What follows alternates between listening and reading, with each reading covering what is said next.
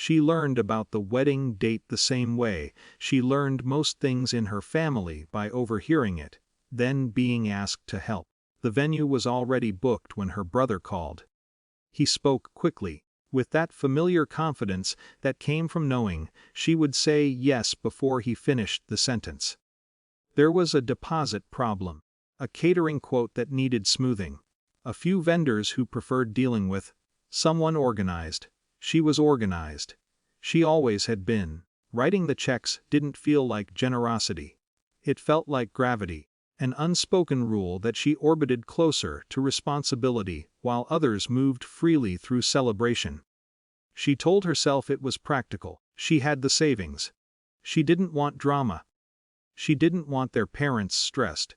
She didn't want to be the reason anything fell apart. Somewhere, quietly, there was also hope. Not a demand, just a thin, unexamined belief that being essential might translate into being included. The exclusion came late, after invitations had gone out. Her brother called again, voice lowered, rehearsed. He didn't sound angry. That made it worse. "It's just the space is tight," he said. "And honestly, I don't think you'd feel comfortable there. You know how you are." "I don't want the tone to be weird." She asked one clarifying question. Not why, just whether he was serious. He was. He framed it as consideration, as maturity, as protecting everyone's experience. He didn't raise his voice. He didn't insult her outright. He simply placed her outside the circle and spoke as if that placement were logical. After the call ended, she sat at her kitchen table longer than necessary, hands folded, noticing how calm the room was. The refrigerator hummed. A receipt lay folded near her phone, the final catering payment confirmation still in her name. She didn't cry. She felt something flatter than that. A kind of internal reorganization, like furniture being moved in a house she thought she knew. In the following days, she didn't confront him. She didn't announce boundaries. She didn't threaten consequences. She reread contracts instead. She reviewed email chains. She noticed details she'd previously ignored, because they didn't matter when she believed she mattered. The catering agreement listed her as the sole authorized client, not because she'd insisted. Because she'd handled everything. She waited.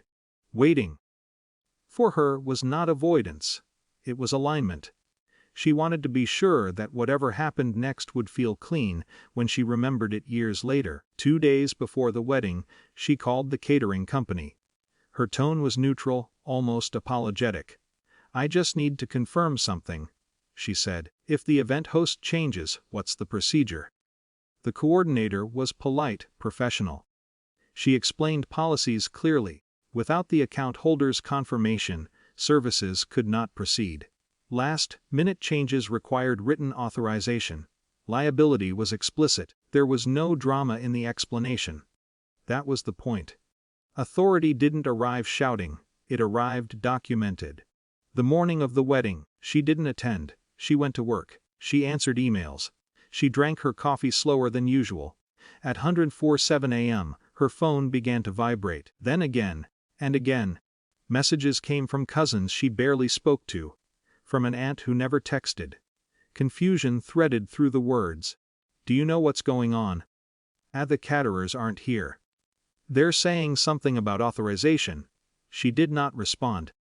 At the venue, guests stood in formal clothes while staff explained calmly that they could not proceed. No tables set. No food arriving. No dramatic announcement, just a visible absence where certainty had been expected. Her brother argued, she later learned. Raised his voice. Insisted it was handled. The coordinator repeated policy. The policy did not bend. By early afternoon, the story had spread. Not as gossip, but as logistics. Something had gone wrong. Someone hadn't finalized something. The mood shifted from celebration to containment. She heard about his expression from a mutual friend. The smug confidence gone. Replaced by calculation. Then panic. When he finally called her, it was evening. She answered. "What did you do?" he asked.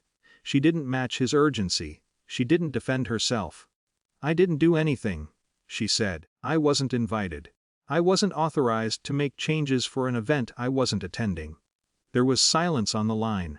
Not disbelief. Recognition. He tried to reframe it, said she'd overreacted, said family should understand, said she'd embarrassed him. She listened without interrupting. When he finished, she spoke once. "I paid because I thought I was part of it," she said. "When you told me I wasn't, I adjusted accordingly." She didn't ask for an apology.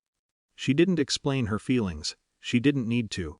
After that, the family fractured softly. Some relatives avoided the topic. Others reached out quietly, acknowledging without praising. No one celebrated her decision. That was fine. What mattered was internal. For the first time, she noticed how light her calendar felt when she stopped filling it with obligations designed to earn proximity. How her money felt like choice again. How silence, when chosen, could be protective rather than lonely. She did not feel victorious. She felt aligned. The power didn't return with applause. It returned with clarity and stayed undeniable. In the calm way she no longer offered herself where she didn't belong.